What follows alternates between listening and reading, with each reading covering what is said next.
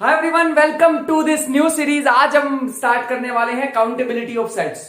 भैया countability of sets ना अब एक न्यू जर्नी होने वाली है। अभी मैंने रिसेंटली क्या किया है, पॉइंट सेट टोपोलॉजी को कंप्लीट किया है और लास्ट वीडियो हमने देख ली होगी रिलेशन एंड फंक्शन पे। आई होप कि वो देख के यहाँ पे आ रहे हो, क्योंकि हमारे पास बहुत सारी चीजों की जरूरत पड़ने वाली है। जैसे वन वन क्या होता है, ऑन टू क्या होता है, रिलेशन क्या होता है, इक्विवेलेंस रिलेशन क्या होता है, फंक्शन क्या होता है, वो सारी चीजों की जरूरत पड़ेगी, जो कि मैं ऑलरेडी तुम्हें करा चुका हूं।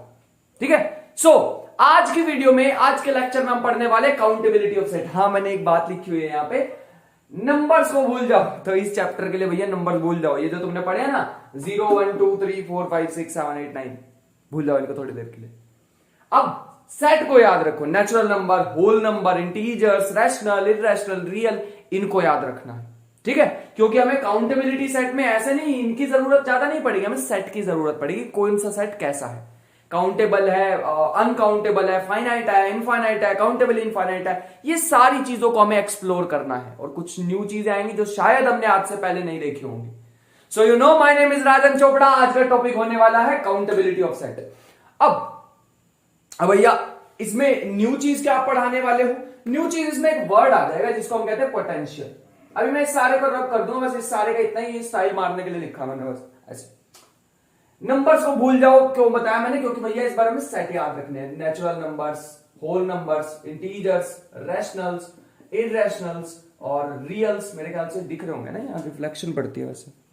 ठीक है, दिख रहे हैं काफी, थोड़ा सा एडजस्ट कर लो यार प्लीज। तो ये सारे सेट को अब याद रखना है इन नंबर्स की जगह। ठीक है, सो एक वर्ड आ रहा है पोटेंशियल। क्या ये भैया वही है जो फिजिक्स में कभी हमने बचपन में पढ़ी थी, पोटेंशियल एनर्जी? नहीं, ये वो नहीं है। पोटेंशियल का मतलब है भैया, अभी तुम्हें पोटेंशियल का मतलब समझाता हूं। मतलब समझने से पहले ऐसे मान, पोटेंशियल जानने से पहले मैं कुछ तुम्हें पॉइंट्स बता देता हूं जो हमारे लिए इंपॉर्टेंट रहने वाले हैं। जैसे फॉर एग्जांपल, मान लो एक सेट ए है, एक सेट बी है। यहां पे सेट ए है एक्स वाई, कुछ भी ले सकते हो। यहां पे सेट बी है ए बी सी। मान लो यहां पे ना मेरे को मैपिंग डिफाइन करनी, तो बताओ कितने टाइप की मैपिंग हो सकती है? कितने टाइप की मैपिंग हो सकती है? तुम कहोगे भैया यहां पे ना आपने लास्ट वीडियो में बताया था कितने टाइप की मैपिंग हो सकती है।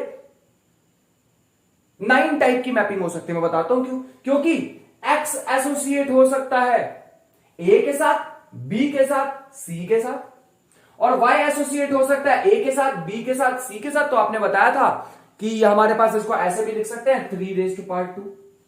जितने डोमेन में एलिमेंट है यहाँ पे, सॉरी, जितने यहां पर को डोमेन में एलिमेंट है उसका स्क्वायर कर दो, मतलब उसमें उसकी पावर कर दो, जो को डोमेन की पावर डोमेन कर दो, तो हमारे पास क्या आ जाएगा? Number of functions.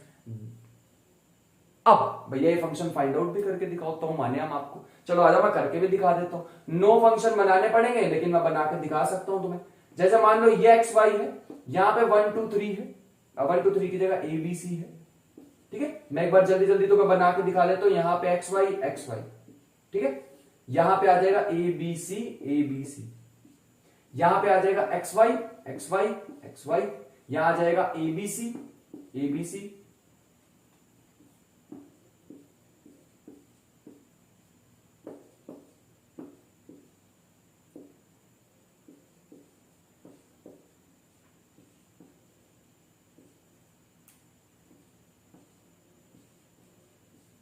अब यहां पे हमारे पास 9 फंक्शंस बनने वाले हैं, जो मैं अब तुम्हें दिखाने वाला हूं कि 9 फंक्शंस कैसे बनने वाले हैं। Let's see. तो ये 9 फंक्शंस हमारे पास कुछ इस प्रकार बनने वाले हैं। सबसे पहला ये इसके साथ एसोसिएट हो सकता है, ये भी क्या पता इसी पे ही चला जाए। क्या भैया ऐसे भी हो सकता है एक एक्स 2 पे चला जाए? नहीं भैया, ये तो फिर फंक्शन ही नहीं रहेगा। हमें तो पता है यूनिक इमेज मिलती है उसके हमेशा, है ना। एक एक्स ए पे जा सकता था, वाई बी पे जा सकता था, एक्स ए पे जा सकता था, वाई सी पे जा सकता था, और तो कोई ऑप्शन बचता नहीं। एक्स बी पे जा सकता था, वाई ए पे, एक्स बी पे, वाई बी पे, एक्स बी पे, वाई सी पे, ये भी फंक्शन बन सकता है। एक्स सी पे और वाई ए पे, एक्स सी पे, वाई ए पे, सॉरी वाई बी पे, और लास्ट क्या बचा? एक्स सी पे और वाई बी सी पे। 9 फंक्शंस के अलावा अगर तुम्हारे भी दिमाग में कोई फंक्शंस आ रहे तो मुझे बता देना। मेरे ख्याल से इतने ही फंक्शन बनने वाले। अब ये एक चीज तुमने ध्यान दी, इसमें भी एक एलिमेंट छूट गया, इसमें भी एक एलिमेंट छूट गया, इसमें भी एक एलिमेंट छूट गया, इसमें भी एटलीस्ट एक एलिमेंट तो छूट ही रहा है सब में। एटलीस्ट एक एलिमेंट तो छूट रहा है, एक से ज्यादा भी छूट रहा है, ऐसी बात नहीं। लेकिन भैया एक एलिमेंट तो छूट ही रहा है, तो क्या ये ऑन टू हो पाएगा? नहीं भैया, ये ऑन टू तो नहीं होने वाली है मैपिंग। क्या ये 1-1 है? क्या ये 1-1 मैपिंग है? भैया ये 1-1 में मेरे को दिखाई नहीं दे रही, कुछ तो है इसमें 1-1, कुछ नहीं है। 1-1 का मतलब हर एक की यूनिक इमेज मेरे को मिलने वाली है, यूनिक इमेज मिलने वाली। भैया इसमें 1-1 भी ज्यादा नहीं है, कुछ 1-1 है, जैसे फॉर एग्जांपल ये 1-1 है, ये 1-1 है, और इनमें भी ये 1-1 है, ये 1-1 है हमारे पास, लेकिन कुछ 1-1 नहीं है। लेकिन ऑन टू तो बिल्कुल भी नहीं है, इसमें से एक भी ऐसी मैपिंग नहीं है जो ऑन टू हो। मेरे को दिखा दो कोई। ऑन टू होता क्या है? ऑन टू का मतलब होता है अगर सारी तुम्हें इमेज की प्री इमेज मिल जाए। भैया यहाँ पे ये छूट गया, यहाँ पे ये छूट गया, यहाँ पे ये छूट गया, यहाँ पे तो 2 छूट गए, इनकी प्री इमेज मिली नहीं रही, इसका मतलब ऑन टू नहीं है। और 1-1 भी नहीं है ये सारी की सारी मैपिंग, नॉट ऑल आर 1-1। इसका मतलब भैया यहां पे क्या हुआ? ऑन टू तो एक भी नहीं बन रहा, ऑन टू यहां पे एक भी नहीं तुम्हें दिख रहा। इसका मतलब ये हुआ कि भैया मैं इसे क्या कह सकता हूं, हम डिफाइन कैसे कर सकते हैं?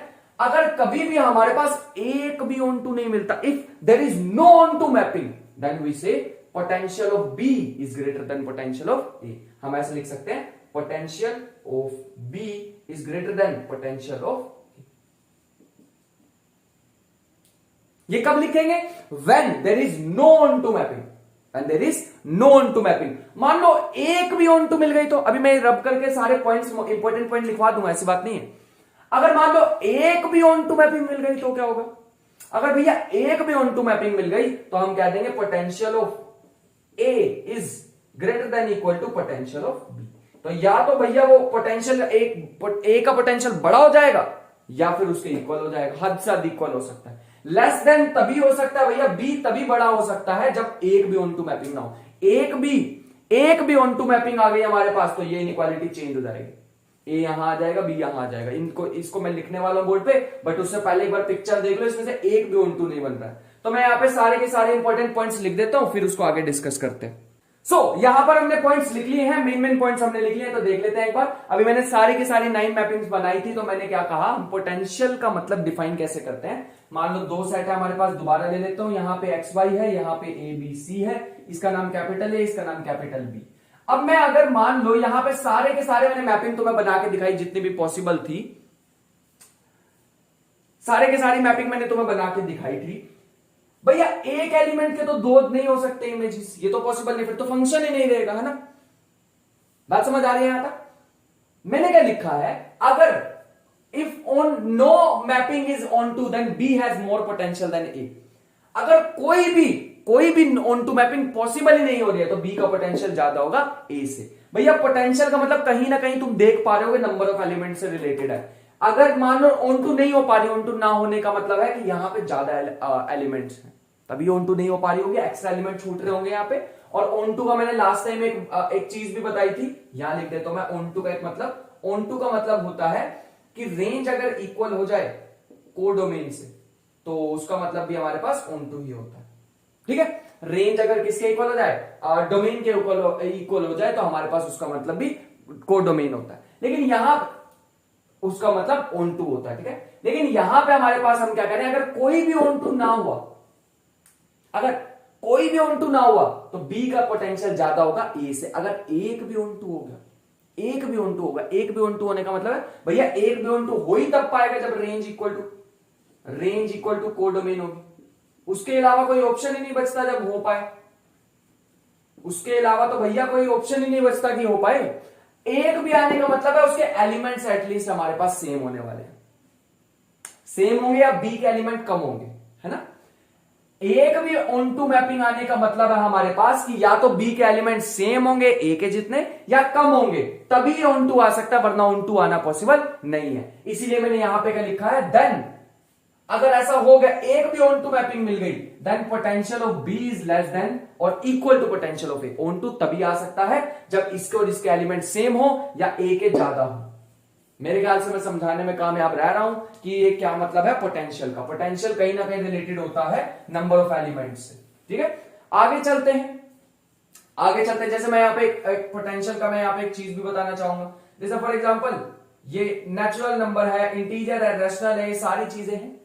इनके सबके सेम पोटेंशियल होते हैं। सर ये सेम पोटेंशियल कहां से आ गए? नेचुरल नंबर कम होते हैं, रैशनल ज्यादा होते हैं और इंटीजर बीच में आते हैं दोनों के। भैया ये तो आप गलत लिख रहे हो। नहीं, इसको मैं प्रूव भी करके दिखाऊंगा कि तीनों का पोटेंशियल सेम है, और वो कैसे पोटेंशियल डिफाइन करेंगे वो भी बताऊंगा।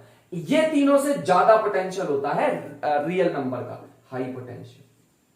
क्या ये भैया वही है जो बैटरी में दो टर्मिनल होते हैं, हाई पोटेंशियल एक लो पोटेंशियल? नहीं वो नहीं है, वो नहीं है। ये तुम्हें प्रूव भी करके दिखाएंगे, परेशान नहीं होने पर प्रूव भी करके दिखाएंगे तुम्हें, ठीक है। सो फिलहाल के लिए आगे चलते हैं। अब मान लो मैं ऑन टू की बात बहुत सारी होगी, 1 1 की बात करूं, जैसे मान लो A B C alpha beta gamma. अब भैया यहां तो मेरे को ऑन टू मैपिंग 1 1 मैपिंग मिल जाएगी, एक एलिमेंट उसकी एक इमेज, एक एलिमेंट एक इमेज, एक एलिमेंट एक इमेज, तो मेरे को ऐसे मिल रही है। अगर मान लो एक भी मेरे पास, अगर मान लो 1 1 हो ही ना, वैसे ऐसा होगा नहीं कि 1 1 नहीं है, अगर मान लो 1 1 हो ही ना, तो हम क्या कहेंगे? A has more potential than B, A has more potential than B. अब देखो कैसे, ए बी सी डी होता, और यहां पे होता मान लो अल्फा बीटा गामा, ये से अटैच, ये से अटैच, ये से अटैच, डी किसी से अटैच ही नहीं हो रहा, तो मतलब 1 1 तो नहीं हो रहा, इसकी इमेज ही नहीं मिल रही आगे, इसकी तो इमेज ही नहीं मिल रही आगे। या फिर ये मान लो ये भी इसी से अटैच कर दो, तो 1 1 नहीं बना, क्या करें? 1 1 तो बन ही नहीं रहा है, ठीक है भैया 1 1 नहीं बन रहा, ठीक है मान लेते हैं आपकी। अच्छा 1 1 नहीं बन रहा है तो हम उसको क्या कहेंगे? ए का पोटेंशियल ज्यादा है बी से। क्यों कहा हमने 1 1 ए का पोटेंशियल ज्यादा? क्योंकि भैया यहाँ के सारे एलिमेंट्स यूज तो हो रहे हैं ना, यहाँ के सारे एलिमेंट यूज तो हो रहे, कोई छूट तो नहीं रहा ना। हाँ, क्या पता छूट भी जाता, क्या पता डी इस पे ना मैप हो पाता, तो मतलब यहां पे ज्यादा एलिमेंट है एज कंपेयर टू दिस। अगर कोई भी 1 1 मैपिंग नहीं है, अगर एक भी 1 1 मैपिंग आ गई, एक भी 1 1 मैपिंग आ गई, तो उसका मतलब है कि यहां और यहां एलिमेंट या तो सेम होंगे या फिर बी में ज्यादा होंगे। जैसे इसका एग्जांपल मैं तुम्हें एक दिखाना चाहूंगा, जैसे यहां पे है एबीसी और यहां पे है अल्फा बीटा गामा डेल्टा, ये इससे मैप हो गया, ये इससे मैप हो गया, ये इससे मैप हो गया, गामा रह गया। देखो गामा रह गया, इसका मतलब या तो भैया क्या ये 1 1 है? क्या ये 1 1 है? हाँ भैया ये 1 1 है, तो मैंने भी यहां ये लिखा, if at least one mapping is 1 1 then the potential of A is less than और इक्वल टू बी। पोटेंशियल का मतलब कहीं ना कहीं पोटेंशियल का लिंक करने वाला हूं नंबर ऑफ एलिमेंट से, इसका मतलब है नंबर ऑफ एलिमेंट जो होंगे वो बी से या तो कम होंगे या उसके इक्वल होंगे। भैया यहां मेरे को कम दिख रहे हैं, अगर ये ना होता तो भैया इक्वल भी हो जाते। वैसे अभी फिलहाल के लिए मेरे को ए का पोटेंशियल कम दिख रहा है, बी का ज्यादा दिख रहा है। These are very important points, very important point. 4 point अपने दिमाग में रखना, मैं समराइज कर देता हूं कि भैया ऑन टू में क्या होगा?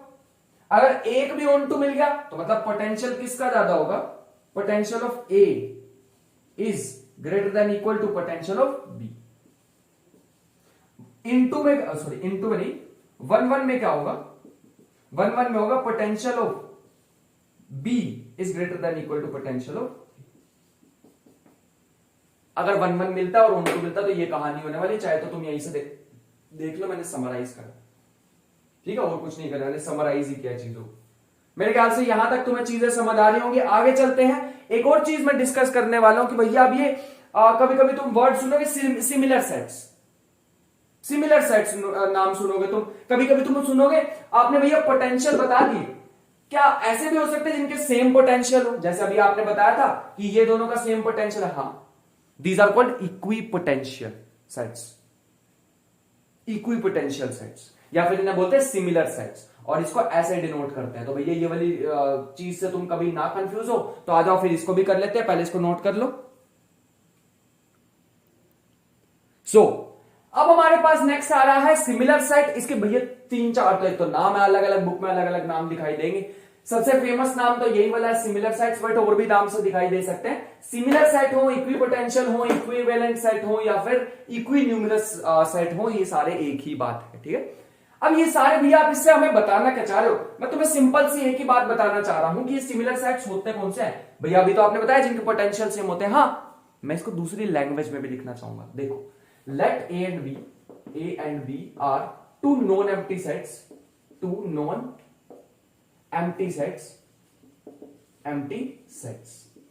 such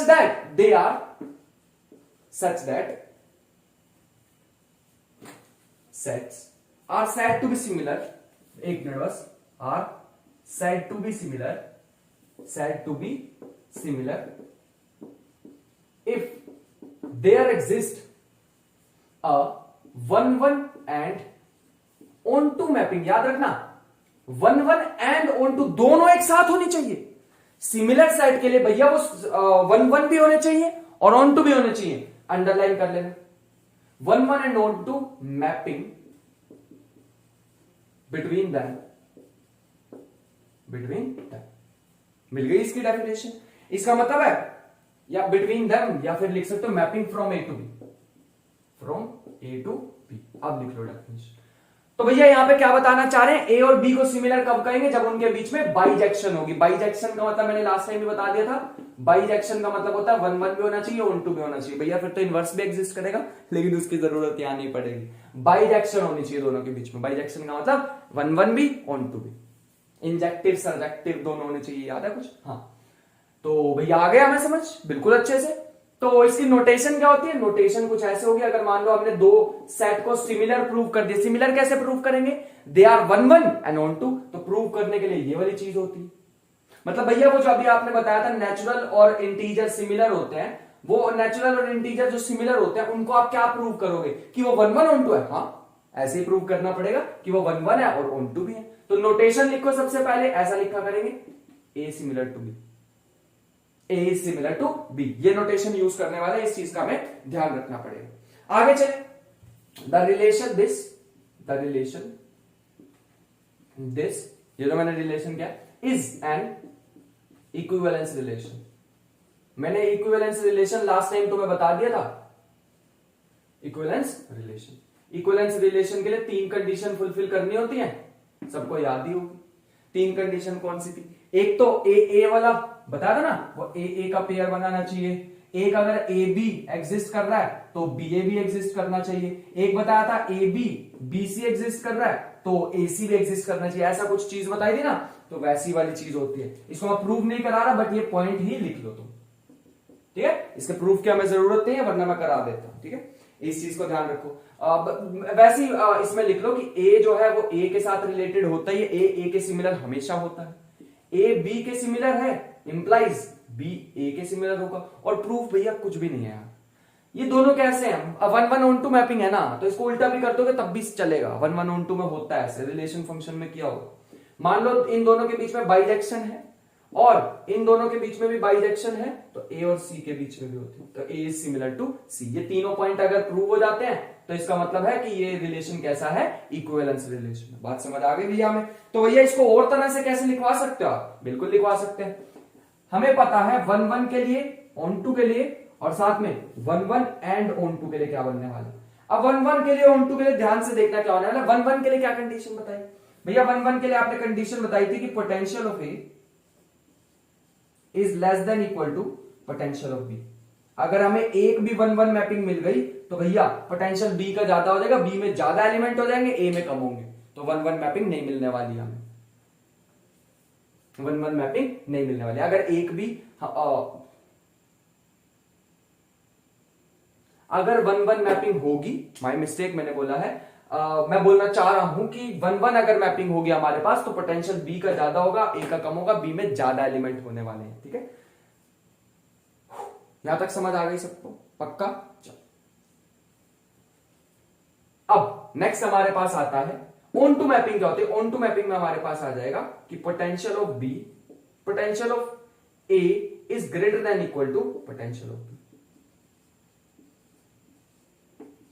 अगर बी, इसका मतलब क्या है भैया, मैंने तुम्हें पहले ही बताया था रेंज इक्वल टू कोडोमेन होनी चाहिए ऑन टू के लिए। अगर यहां पे हमारे पास रेंज इक्वल टू कोडोमेन कब हो सकती है, या तो वो इक्वल हो जाए या तो वो ज्यादा हो जाए। अरे किसी दो एलिमेंट की एक इमेज भी तो हो सकती है। बस ये ऑन टू का मतलब होता है हर एक इमेज की एक प्री इमेज एग्जिस्ट करनी चाहिए, कोई भी खाली नहीं रहना चाहिए। इसमें खाली रह जाएगा भैया, ये 1-1 में क्या होता है, इसमें खाली रह जाएंगी चीजें तो कोई दिक्कत नहीं है, ये खाली रह जाएंगी तो कोई दिक्कत नहीं है, इसमें खाली नहीं रहनी चाहिए। तो इसमें क्या होगा भैया, ये जो आप बताना चाह रहे हैं इसमें क्या होगा, 1-1 एंड ऑन टू में। अब दोनों को देखो कंबाइन कर दो तो हमारे पास कंक्लूजन क्या आ रहा है, if A is greater than equal to B, B is greater than equal to A, दोनों का कॉमन पार्ट क्या आएगा, ए इक्वल टू बी। तो यहां लिख सकते हैं potential of A equal to potential of B. Main हमारा गोल क्या है भैया, आप क्या बताना चाह रहे हो हमें? इतना सारा आपने कुछ करा दिया, आप बताना क्या चाह रहे हो? मैं तुम्हें ये बताना चाह रहा हूं कि नेचुरल और natural, whole number, integers, rationals, they all are similar. भैया ये कैसे प्रूव करोगे? एक और भी लिख लो इसके साथ, और ये जो हमने कार्टेशियन प्रोडक्ट पढ़ी है ये भी, ये सारे क्या होते हैं? सिमिलर सेट्स होते हैं। भैया इसको प्रूव भी करोगे? बिल्कुल, तुम्हें प्रूव करके दिखाएंगे इस चीज को, तभी तो मजा आएगा। ठीक है, तभी तो मजा आएगा। तो धीरे धीरे चलते हैं, आगे चलते हैं, हम 2 डेफिनेशन और लिखते हैं और फिर बाकी उसमें देखेंगे। अब डेफिनेशन कौन से आने वाली है कि फाइनाइट सेट और इनफाइनाइट सेट क्या होते हैं।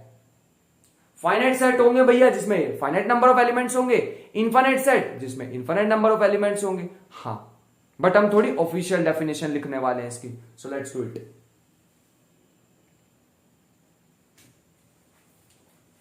अब हम डेफिनेशन करने वाले हैं फाइनाइट सेट और इनफाइनाइट सेट की। फाइनाइट सेट की बहुत ही सुंदर डेफिनेशन है, तुम्हें बुक में भी यूजुअली देखोगे तो मिल जाएगी, इजीली मिल जाएगी डेफिनेशन। अब फाइनाइट सेट हमारे पास क्या होते हैं? A non empty set is said to be finite if it is similar to Sn। Sn क्या है भैया हमारे पास? ये सेट क्या है भैया? This is initial segment of natural numbers. मतलब तुमने इनिशियल, जैसे फॉर एग्जांपल 1000 नेचुरल नंबर तुमने तोड़ लिए, वो नेचुरल नंबर तुमने यहां पे रखी। अगर कोई ऐसा सेट है जो इसके साथ सिमिलर है, सिमिलर मतलब 1-1 on-to मैपिंग किसी के साथ इसकी हो रही है, तो भैया हम उसे क्या कहेंगे? उसे हम क्या कहने वाले हैं? Finite set. जैसे फॉर एग्जांपल क्या ये ए जो है 1 2 3 क्या ये फाइनाइट है? ऑब्वियसली भैया देख के ही पता लग रहा है। तो क्या अगर मैं इसको 500 तक कर दूं तब भी ये फाइनाइट है? क्या मैं इसको भैया 10,000 तक कर दूं ये तब भी फाइनाइट है? बिल्कुल, जब तक तुम चीजों को काउंट कर सकते हो तब तक कर लो, चाहे 1 करोड़ तक कर दो तब तक भैया ये क्या है? काउंटेबल या फिर फाइनाइट सेट है। अगर भैया तुम ऐसे नंबर तक इसको खींच के ले गए, ऐसे नंबर तक इसको खींच के ले गए जिसका मेरे को पता ही नहीं, तो भैया वो इनफाइनाइट सेट हो जाएगा। तब वो क्या हो जाएगा? इनफाइनाइट सेट हो जाएगा। इस चीज का हमें ध्यान रखना पड़ेगा। आगे एक और बात सुनो, मैं एक और बात इसके बारे में बताना चाहूंगा जो कि काफी इंपॉर्टेंट है। अगर मान लो कोई भी सेट है, if A is similar to Sn, N कितना होगा भैया? वो जितना ए का, ए में जितने एलिमेंट होंगे। तो यार मजा सा नहीं आ रहा कि ये ए में कितने एलिमेंट होंगे, कैसे बताऊं भैया ये? तो if A is similar to Sn then we say cardinality of, मतलब कितने Sn के एलिमेंट इसके लिए यूज हुए सिमिलर करने के लिए। क्या भैया यहाँ पे अगर मैं 10 एलिमेंट लूं तो ए सिमिलर हो जाएगा? उससे जरूरी नहीं। क्या पता 1 लाख की जरूरत पड़े, क्या पता 1 करोड़ की जरूरत पड़े। तो जो भी वो होगा 1 लाख या 1 करोड़, तो हम क्या कहेंगे? If A is similar to Sn then we say cardinality. Cardinality क्या होता है? Number of elements, number of elements. Cardinality of A is equal to N, मतलब नंबर ऑफ एलिमेंट्स कितने हैं। अब ये भैया न्यू वर्ड आपने यूज कर दिया कार्डिनैलिटी। बिल्कुल, आज के बाद हम कभी भी किसी सेट के साइज के बारे में बात करने वाले तो मैं कार्डिनैलिटी वर्ड यूज करूंगा। कार्डिनैलिटी क्या होता है? Number of elements in a set. और इसको डिनोट किससे करेंगे? ऐसे डिनोट करेंगे। और भी नोटेशन होती है 2-3, बट क्यों कंफ्यूज करूं, यही यूज करने वाले जब, तो इसको ऐसे लिखा करेंगे cardinality of A equal to N. ठीक है, जैसे फॉर एग्जांपल अगर मैं यहां पे ए लिख दूं ऐसा कुछ 500 तक लिख दूं तो इसकी कार्डिनैलिटी क्या हो जाएगी? 500, क्योंकि इसमें 500 एलिमेंट है। ठीक है, ऐसे लिखेंगे। इस चीज को हमें ध्यान रखना पड़ेगा।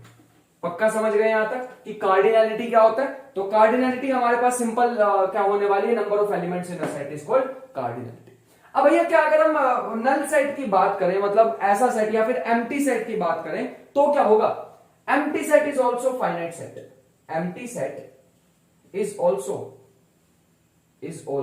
A finite set. तो इसकी कार्डिनैलिटी कितनी होगी? सोचो, empty set is also a finite set. ध्यान से सोचना, सोच लिया? With cardinality 0। इसकी कार्डिनैलिटी कितनी होने वाली है? 0 होने वाली है, और वीडियो में भी ये दिखाई दे रहा है, विद कार्डिनैलिटी 0। इस चीज का ध्यान रखेंगे हम। चलो अब नॉन एम्प्टी सेट कौन से होने वाले हैं भैया? ऐसे सेट, ऐसे non empty set, non empty नहीं, इनफाइनाइट सेट कैसे होने वाले हैं? ऐसे नॉन एम्प्टी सेट जो कि इसके सिमिलर ना हो। जो सिमिलर है वो एम्प्टी है, चाहे कितना भी बड़ा एन हो, बस वो फाइनाइट होना चाहिए। चाहे 1 लाख हो, चाहे 1 करोड़, जितनी मेरे को गिनती आती है। लेकिन भैया बताना नेचुरल नंबर क्या इसके सिमिलर हो पाएगा? नेचुरल नंबर का सेट नहीं हो पाएगा, क्योंकि भैया मेरे को पता ही नहीं कितने नेचुरल नंबर होते हैं।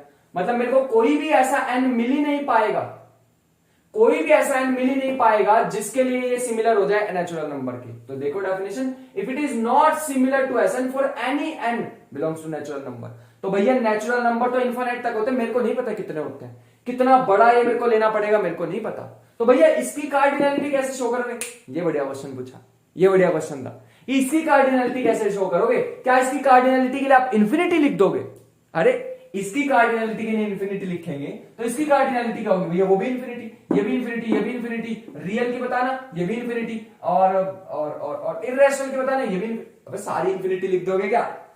सारी इन्फिनिटी में फिर डिफरेंस कैसे बताओगे कि ये कौन से वाली इन्फिनिटी है, ये कौन से वाली इन्फिनिटी है? इसी के लिए, यही झमेला दूर करने के लिए मैं एक चीज लाने वाला हूं, पहले इसको देख लो। बहुत इंटरेस्टिंग चीज है यार, बोरिंग नहीं है ये चीजें। सिमिलर कब होगा? जब मेरे को एक भी ऐसा एन नहीं मिलने वाला। तो natural number infinite, Z infinite, ये इनफाइनाइट, ये इनफाइनाइट, ये इनफाइनाइट, ये इनफाइनाइट, इरेशनल भी इनफाइनाइट, रियल नंबर भी इनफाइनाइट। हमें पता था भैया ये बात। अब इनकी कार्डिनलिटी कैसे ड्रॉ कर, इसकी कार्डिनलिटी कैसे रिप्रेजेंट करें वो नहीं समझ आ रहा। इनकी कार्डिनलिटी को के लिए हम यूज करते हैं cardinality of infinite number sets.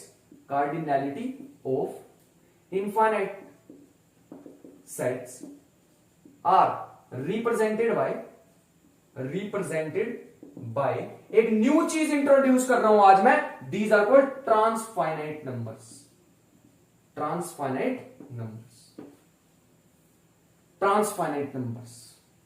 जैसे नेचुरल नंबर के लिए मैं डिफाइन करने वाला हूं एक ट्रांसफाइनाइट नंबर, तुम्हें देखना पड़ेगा। इस ट्रांसफाइनाइट नंबर का, नेचुरल नंबर की कार्डिनलिटी को ऐसे लिखा करेंगे, ऐसे और ये। इसे कहते हैं एलिफ नोट।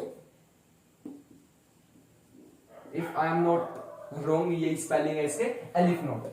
अल्फा नोट नहीं, एलिफ नोट। एलिफ नोट इसका नाम होता है, इसका सिंबल का नाम है, ठीक है। मेरे ख्याल से यहूदी लैंग्वेज है कोई, उसमें से ये सिंबल लिया गया, ठीक है। तो नेचुरल नंबर। लेकिन भैया आप तो बताते हैं जो नेचुरल नंबर है, आपने प्रूव नहीं अभी करके दिखाया। आप गारंटी दे रहे हो कि आप करके दिखाओगे, और गारंटी दे रहे हो आप तो करके दिखाते ही हो। सो थैंक यू राजन, इतनी तारीफ करने के लिए। तो मैं खुद की तारीफ भी कर देता हूं। तो नेचुरल नंबर किसके सिमिलर होते हैं? इंटीजर्स के। इंटीजर किसके सिमिलर होते हैं? रैशनल नंबर के। ये किसके सिमिलर होंगे? होल नंबर के। ये किसके सिमिलर होंगे? इनके। तो भैया ये सारे अगर आपस में सिमिलर हैं तो क्या इसकी कार्डिनलिटी भी सेम होगी? हाँ, इन सबकी कार्डिनलिटी हमारे पास क्या होने वाली है? किसी को भी यहां पर रख दो, सबकी कार्डिनलिटी क्या होगी? Elif note. एलिफ नोट, सबकी कार्डिनलिटी होगी एलिफ नोट। क्या भैया ये तो आपने एक तरह की कार्डिनलिटी, भैया आपको नहीं लगता कि इसकी इन्फिनिटी, इसकी इन्फिनिटी, इसकी इन्फिनिटी, इसकी इन्फिनिटी बड़ी छोटी होगी? नहीं, इनके बीच में 1:1 मैपिंग करके दिखाऊंगा मैं तुम्हें। अगर 1:1 मैपिंग होगी ना तो तुम्हें मैं गारंटी दे सकता हूं, तुम्हें फील करा दूंगा। और ना हुआ तो कमेंट में कह जाना तुम। अगली वीडियो आने दो बस, तुम मेरे को कैंटर्स थ्योरम पे आने दो थोड़ा सा, और तुम्हें फील करके दिखा दूंगा। तुम्हें फील हो जाएगा चीज कि भैया ये सारे के सारे सिमिलर होते। तुम खुद से कहोगे भैया हाँ यार, हमें आज तक गलत लगता था, हम ही गलत थे। तुम्हें दिखा दूंगा, इसमें 1:1 मैपिंग होने वाली है। जितने इसके अंदर एलिमेंट होंगे ना, तुम्हें दिखा दूंगा उसके उतने इसके अंदर होने वाले हैं, उतने इसके भी अंदर होने वाले हैं। 1:1 मैपिंग दिखा दूंगा तुम्हें, और 1:1 तुम कहोगे ये कौन सा तीर है भैया 1:1 जो हमारी सोच बदल दे, तो ये बदल देगा, देखना। तो इन सब में से कोई भी सेट तुम यहाँ पे डाल दो, उसकी कार्डिनलिटी क्या आने वाली है? Elif note. क्या भैया और भी कोई है सिंबल जो आप यूज करने वाले? हाँ, एक जैसे फॉर एग्जांपल तुम पावर सेट के लिए कोई ढूंढोगे तो पावर सेट बहुत बड़ा होता है भैया, बहुत बड़ा होता है पावर सेट। या फिर तुम रियल नंबर की बात करो, इनके लिए हम एक न्यू वर्ड यूज करते हैं, जैसे यहाँ पे एलिफ नोट है, यहाँ पे एक सी यूज करते हैं, दिस इज कॉल्ड कंटिन्यूम। ये मैं सारी चीजें बताने वाला हूं, ये तो मैं स्टाइल मारने के लिए अभी बता रहा हूं कि मतलब मेरे को आगे का भी आता है, वो तो मैं ऐसे बता रहा हूं। बट ये सारी चीजें तुम्हें बतानी जरूरी थी। अब नेक्स्ट लेक्चर में भैया आपने इतना सस्पेंस बना दिया है, तो नेक्स्ट लेक्चर में पहले तो हमें यही कराओ कि ये सिमिलर कैसे है। आप कह रहे हो ये इनकी सबकी ये सिमिलर कैसे हैं? ये बड़ा होने वाला है, ये उससे बड़ा होगा, ये उससे भी बड़ा होगा, ये तो ऑर्डर्ड पेयर आ गए।